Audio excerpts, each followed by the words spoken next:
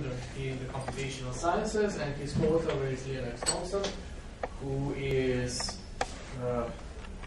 are you in computational sciences or geological sciences? Geological sciences. He's a PhD student in geological sciences, and their advisors are Dr. Leticia Velasquez and Dr. Aaron Velasco. Well, thank you very much for providing the introduction, and thank you to all the staff and organizers for the Doctoral Research Exposition. I think this is a great effort, and I hope it continues growing as it goes. So the idea of this presentation is to give you insights about our research. This is an interdisciplinary work from the Cybershare Center group in geological sciences. So what I'm doing right now is really close to what Mr. Thompson did for his master's degree, and I'm going to present these ideas and my ideas to solve this joint inversion problem. So I'm going to explain a little bit about the background of the problem, why we are interested in solving the problem, and then I present a really slide overview of the joint inversion and the methodologies, the mathematics behind this method. Actually, I have some numerical explanation that I need to do to present the preliminary results for the Rio Grande region, the target region of this study. So let's start with the scientific question that the geophysicists usually address in this type of applications. They want to characterize the Earth structure. That means you need to find certain properties of the Earth in order to see what is below between certain station or certain region. And they need to integrate multiple data sets that have different sensitivities and resolutions. I'm going to explain a little bit about that and how we can do that. Well, there are several methods. Our approach is called joint inversion, and it's been around since 1990 mostly.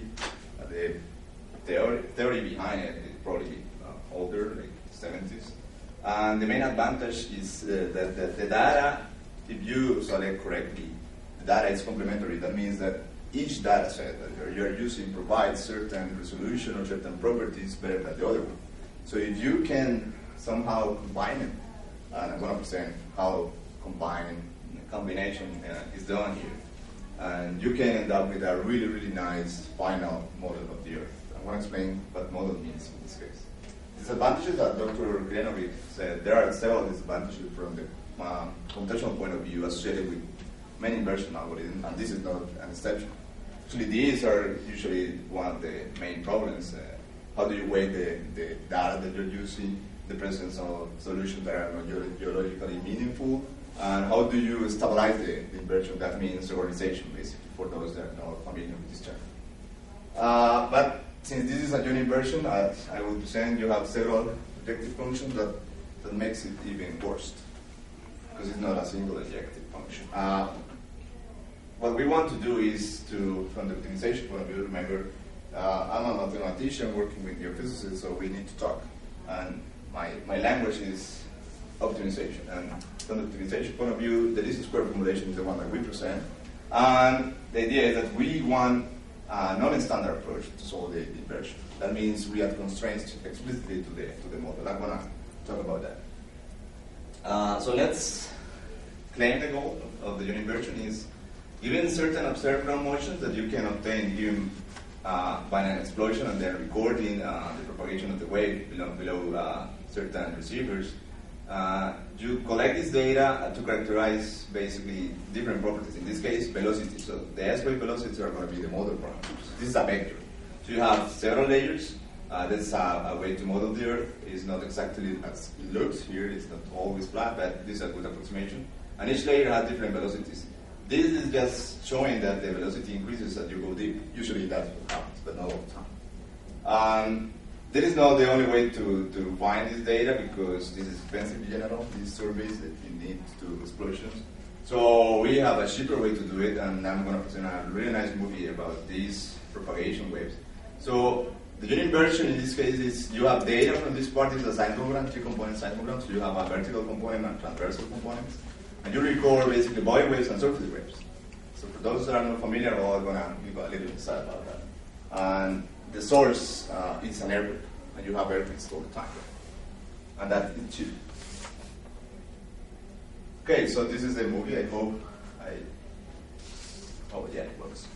So you have an earthquake, say the one in Oklahoma, and then it's going to provide certain waves. One of them is on the surface, this is the sulfate wave. Look at here, you don't have any recording. And then you have the P wave. This is the first arrival, and it goes in the vertical component. That's why you recorded here. It goes in the same direction of propagation. Then the S wave, or secondary wave, goes horizontally propagated with respect to the propagation direction. And that's why you recorded mostly in these transversal components, not in the vertical. And then these are the ones that causes more damage, and those are the ones that sample the surface of the Earth. These are body waves because they sample the body of the Earth. And these ones over here are the ones that cause more damage. So you're inside, you can see how the movement is bigger. And you can record it in mostly all of the different components of the sinogram. So this is the data I'm using, body waves and surface waves. So that's the first thing you need to remember. I'm sampling not also the surface, but the body of the Earth. Now, the mathematics behind this formulation. In general, and that's what everybody has been saying all this morning, so it's a nice introduction because you have a forward model. You have a way to produce these data measurements synthetically. That means that you have F, and then you have a certain velocity values, this is X, and you produce the Y's, which are the data. So this is what you learn in mathematics since you were in high school. Right? You have F, you give me X, and then I provide you with Y. This is the forward. This is straightforward. But not always, but in general. It's easier than the inverse problem, which is the one that usually you're interested in solving. Because you're interested in to find the model velocities, X, given the operator, and some data measurements, as the one that I presented. And given this, that you need to approximate F as close as possible to your measurement, you need to minimize the difference between each component of these two vectors, F and Y. That means you need to solve a least square problem. And it's not linear because in general, this function is not linear. So it's really complex. So that makes it really, really difficult to solve in general. There are two standard approaches for unit inversion. The first one, the traditional one that the geophysicists use the DS least square formulation that I presented, where you need to weight somehow the synthetic operator and the data you have. And you need to add this part because the difficulties from the numerical point of view of solving this problem, the algorithm need to add certain stabilization term that is called a regularization term. To find this value, and this value is really, really hard. Yeah. So what we want is, well, what if we take this out and try to solve the problem just adding these constraints? So that means that you reduce the model space because you have certain boundaries. I mean, the velocities I know, they are between 3.0 and 5.6 until certain depth, so I can add that information to the problem directly. And then this here, it's leading to have some sort of this behavior, but I know how to compute this instead of this value that is not well known how to compute it. And this is just forcing certain structure or the velocities, like I don't want them to jump too high, or I want to smooth them out. So this is really incorporating information that probably I don't know how to incorporate in this formulation. So this is our approach. And in general, we cannot solve directly this formulation as it is. You need to linearize.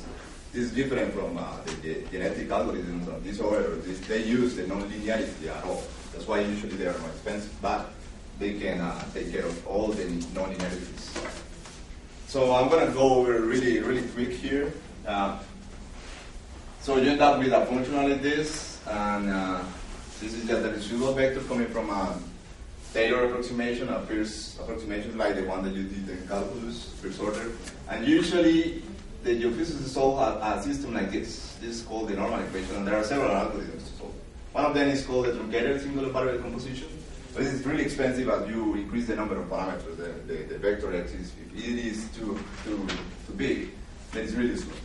So we wanted to solve it in a different way with a more efficient algorithm, and that's why we use what is called prime algorithm methods to solve the constraint optimization problem.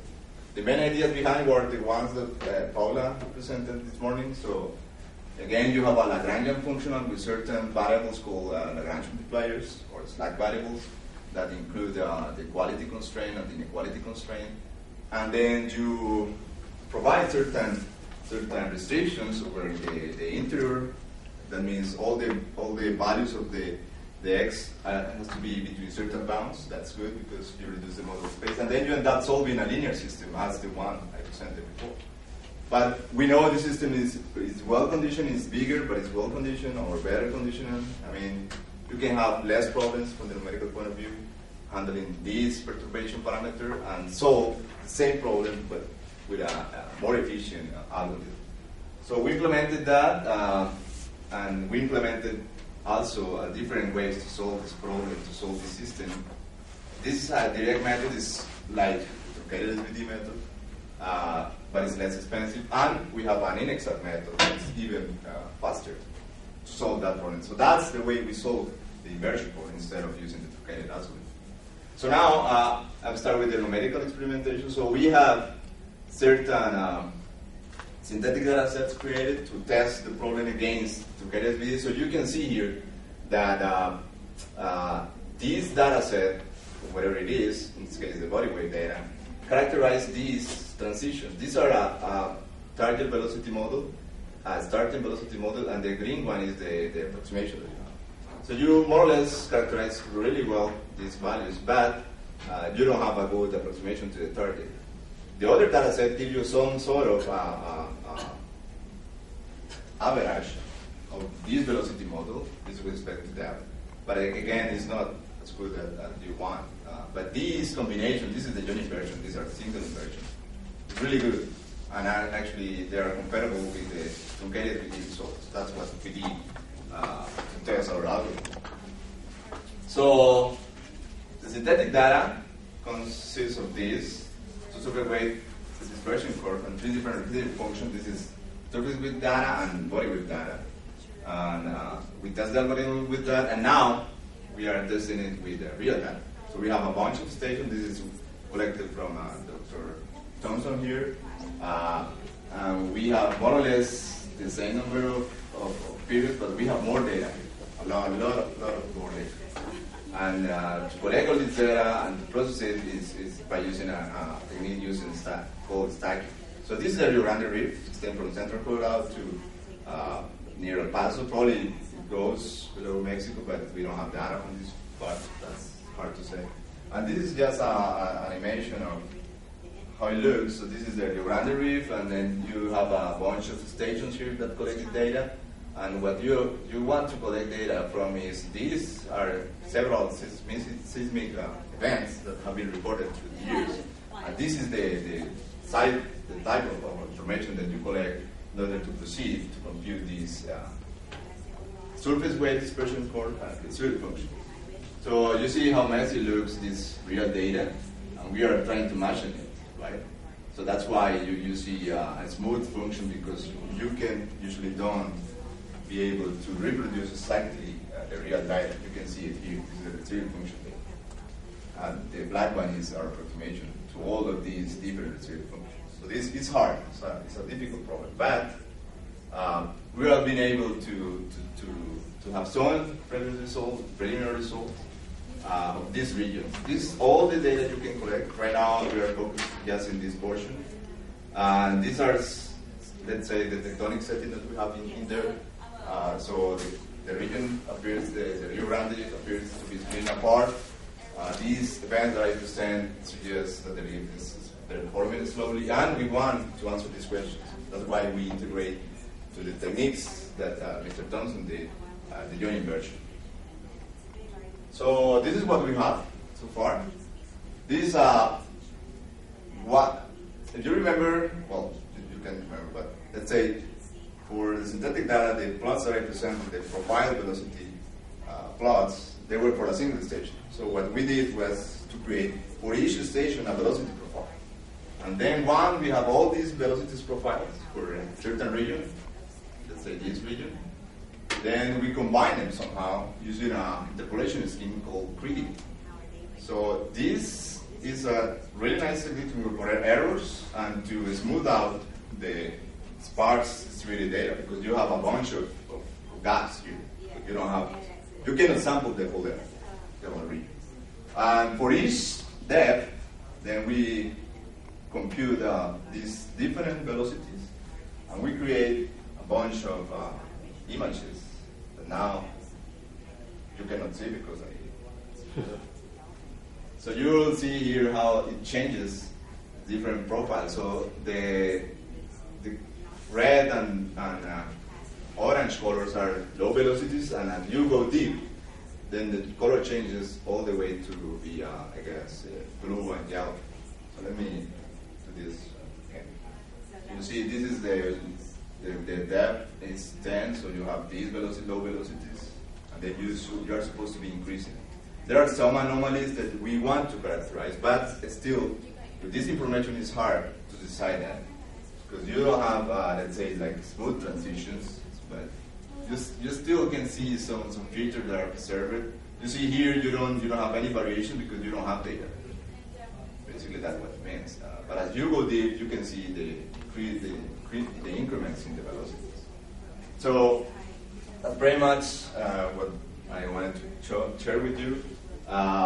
So this information, as I presented, the single versus universion approach, it's complementary each other because the final model is better.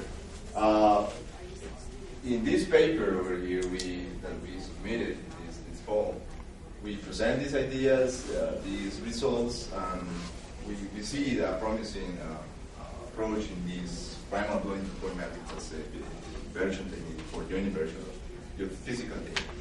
And it's also a complementary information for the previous study that Mr. Thompson had that still have some gaps to validate the hypothesis of the random region. So with these more complete velocity models, we can back up more the ideas behind the work that Mr. Thompson did. So the future work is basically, well, we still have noisy components. This final outcome, so we want to get rid of them and actually produce a really nice 3D velocity structure that can give you more insight, more answers to our questions. So this is where the experts in visualization are better. That's it. That's our acknowledgement. Thank you very much. Questions? It was too easy. Yeah, I guess in terms of joint conversion, what other data sets? Oh, okay, yeah, that's another part of it. Gravity? Oh, Mr. Thompson, you can. Yeah, besides, could we use receiver from data? Right. Stacking, creaming, and we're going to incorporate. We're going to try to incorporate gravity. Yes. See if that is easy. The thing is that to incorporate it, we need to have a forward plate that's not available, and it's not easy to let's say, reproduce. That's the work that Mr. Cardinal is doing. These, because gravity is mostly three-dimensional data. Well, you can say surface wave that is also three-dimensional, but how to integrate the three of them is a challenge.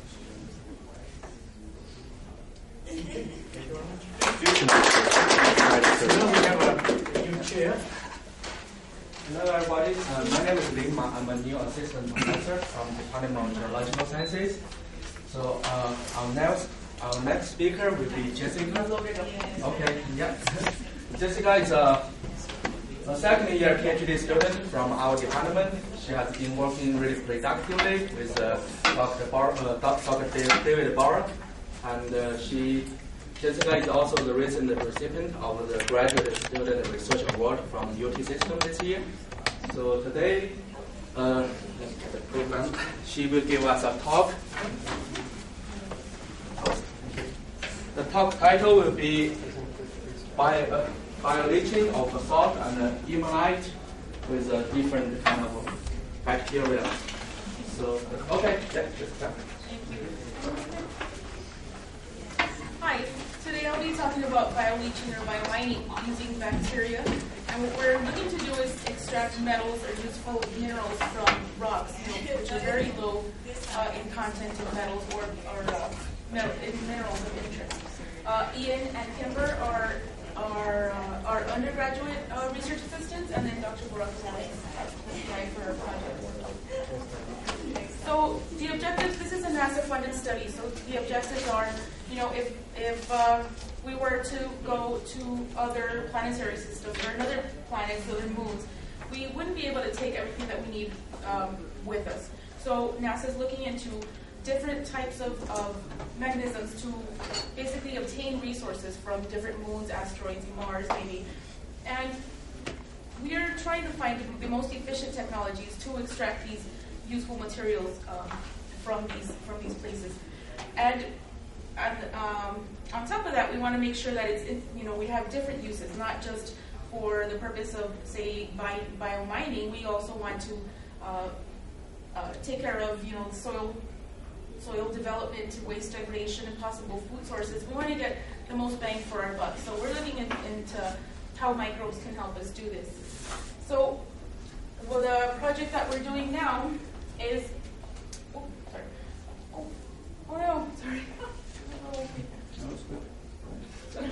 That's it? Thanks. So why biomining? It is, biomining is basically the extraction of minerals or metals from low-grade ores, which it's actually done now.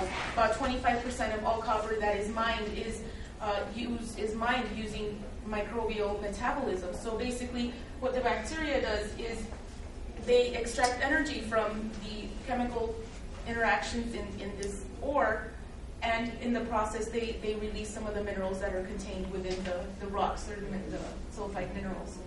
Traditional mining requires extreme heat or physical or chemical treatments, and it might not be feasible in an extraterrestrial system because it requires a lot of bulky hardware. Biomining is viable. We're looking into see if this is a viable way to extract those minerals or metals of interest. Here's a diagram of how how biomining works now with sulfide minerals. So we have basically the sulfides. You might know pyrite, chalcopyrite, which is fool's gold. That's an iron sulfide. So what happens is that I'll go into the minerals of interest. So the sulfides, like I said, iron sulfide, it's traditionally mined, biomined. We're trying to take these metals, aluminum, silica, iron, magnesium, calcium, titanium, from basalts, which are basically volcanic rocks, and they're mostly silica. They're mostly glass, silica and oxygen.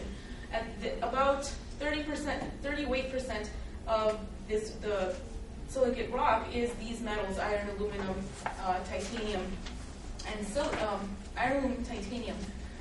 So this is why they're not traditionally mined. It's very hard to get them to release the metals versus the sulfide ores that are traditionally biomined.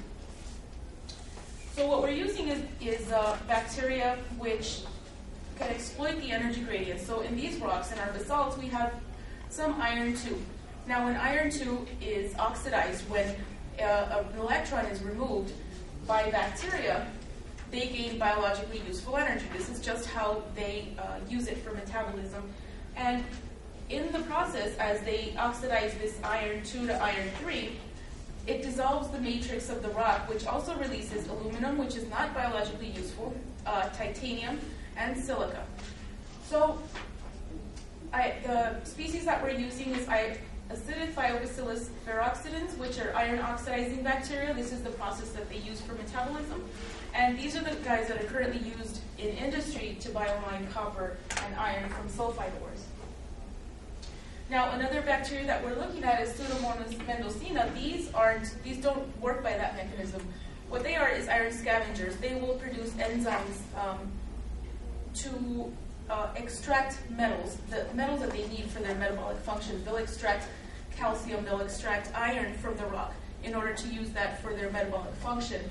And so the mechanism is different. So we have, they coat the basalt, the rock, with enzymes, with biofilm, which is covered with a lot of enzymes. And here we have an experimental flask where you can actually see the biofilm forming on the top layer here. But also here's the crushed rock on the bottom, and you see that it's covered with biofilm as well. So that biofilm is the one that has the active enzymes which remove the iron and the aluminum from the rocks. So the experiments I've conducted so far are bacterial growth experiments with both types of bacteria, as well as control experiments. So we have our experimental batches here with the iron oxidizing bacteria, with lunar basalt, with Martian basalt, and these are simulants. So they were collected from a volcano off of Hawaii. And ilmenite, which is an iron titanium mineral. And so we have three inoculated batches and our 3 control batches. And we also did experiments with Pseudomonas mendocina, the ones that produce the biofilm. And so, once we get rid of all the liquid, all this stays in place because it's full of biofilm. So we separate it through centrifugation. All the heavy rock goes to the bottom. We can separate the biomass and analyze it to see how much metals we've actually gotten out of there. We also did some growth. We also wanted to see how many cells are actually growing. Now, with this, as this is the only source of their minerals, are they able to grow? And they were. So obviously with the Pseudomonas, you can see them very well here.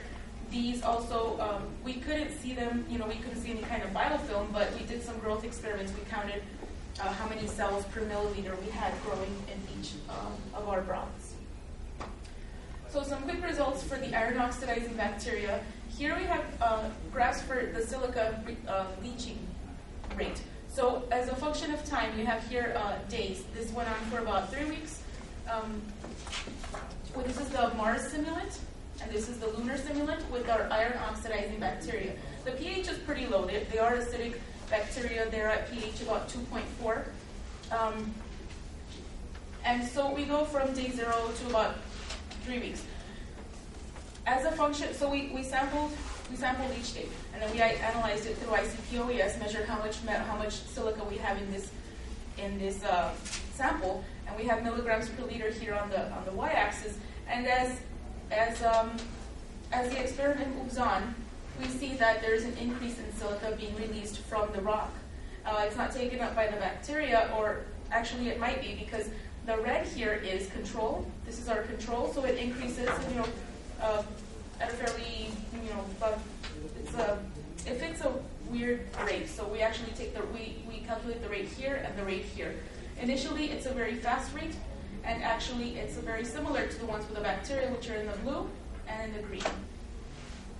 So the difference in concentration that we see here, see how there's more of in the control experiment, is that the bacteria themselves are either attenuating some of that silica, or it's precipitating onto their surfaces. So here we have the same type of graph, how much iron is coming off of these minerals as a function of time. So as a function of time, we have milligrams per liter of iron 2 in solution. We have, what's important to note here are the trends. So here we have our control. The control is in the blue diamonds here. So we have a trend, as the duration increases. So as the experiment moves forward, we have more iron 2 being released from that rock. It's actually a different rate than the silica being released from the rock, and that's just because that's how silicate weathering works. We have the other minerals being released at different rates, and the silica kind of reprecipitating onto that parent rock. So for both controls, in the Mars experiment and in the lunar experiment, we see an increase in iron 2.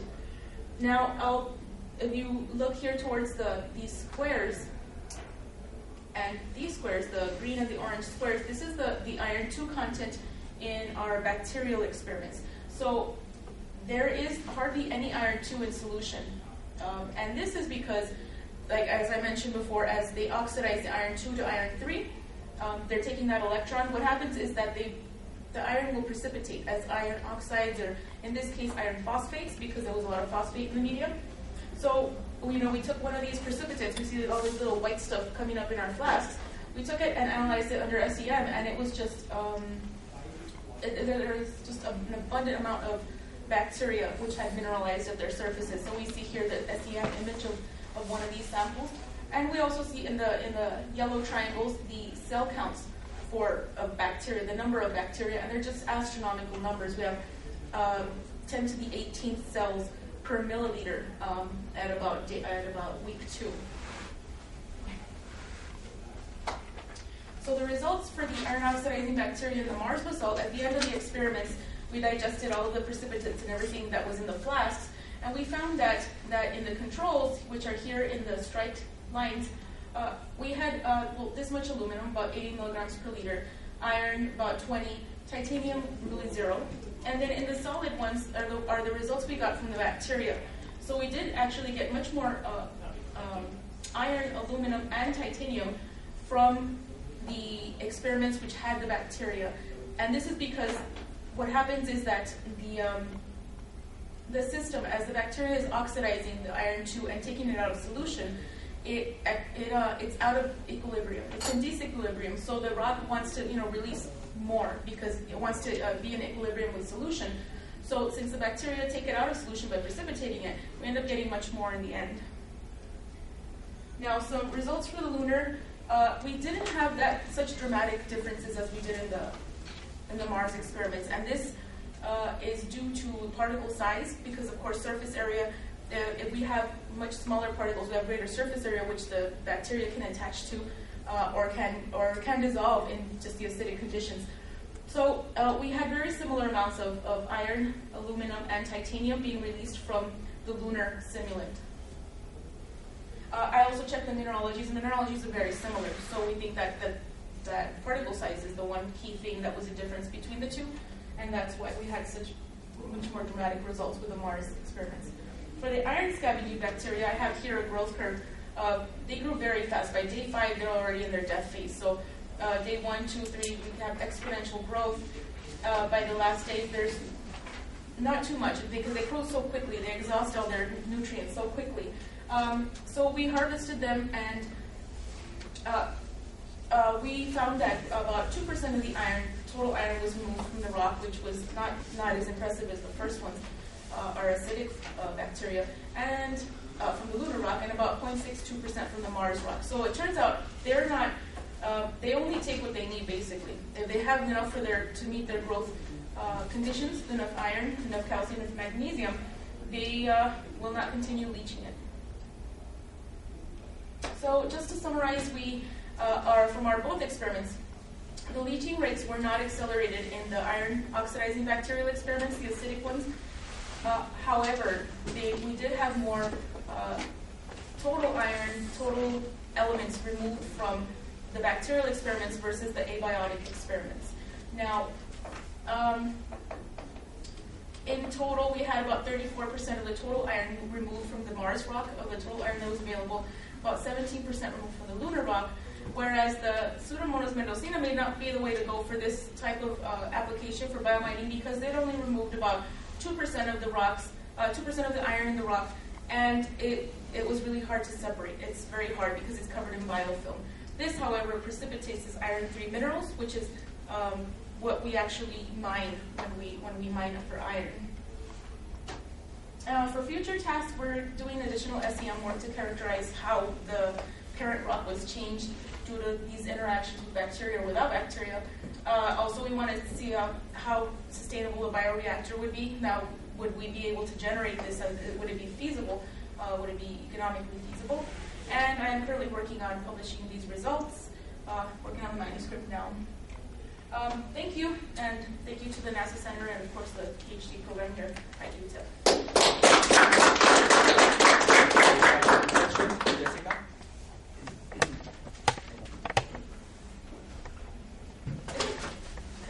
Yes. How, in terms of the future space exploration, how easy it is to preserve these bacteria? Because we need to move them to Mars or whatever it is. Yes, they can be preserved. They can either be preserved by desiccation, that you can dry them out and then just resuspend them, or you can freeze them. Mm-hmm. And Anibal? Yeah, well, I know nothing about your topic. Sorry, my question is, you're interested in studying these rocks from the moon and from Mars, right? Mm-hmm. So why is the interest in knowing this? Well, the interest is if they're going to put a station on the moon, maybe, you can't take everything with you. And you would also, since NASA's budget has been cut, we have to have commercial space industry come in. And it has to be economically favorable for them to invest into space exploration. So if it's economically feasible to mine, see right now they're discovering that they're having a lot of platinum and weird elements on the moon. If it's feasible for them to mine it, then they'll go. Yeah, and then the scientists go, we'll do the discovery, they'll do the mining. But if I may add, because there's a lot of publicity about this, and one comparison with the American settlers in when the pilgrims with this related to Thanksgiving, when they came, they had no idea how to survive. And there was lots of these turkeys going around. Nobody knew how to catch them. Nobody knew how to eat them until the local Native Americans taught them. So the same idea, if you just, right now the astronauts going somewhere, they take everything with them. If we can kind of harvest it over there. And there's unfortunately no aliens to help us. Not yet. We'll have one more question there. Have you seen any interest from the private sector or any companies or anything like that you've seen? Yes, actually, there's not from the in the private sector. I did an internship at NASA Ames this summer, and where they do synthetic biology. So they had a tremendous interest, and the Department of Defense also had interest because. Not necessarily for aluminum and iron, which we have aluminum and iron. It's established how we mine it. But for the rare earths, because they're also contained in silicate rocks, and they're not very concentrated. So what we can do is if we can concentrate them or find a way of extracting them, which is economically feasible.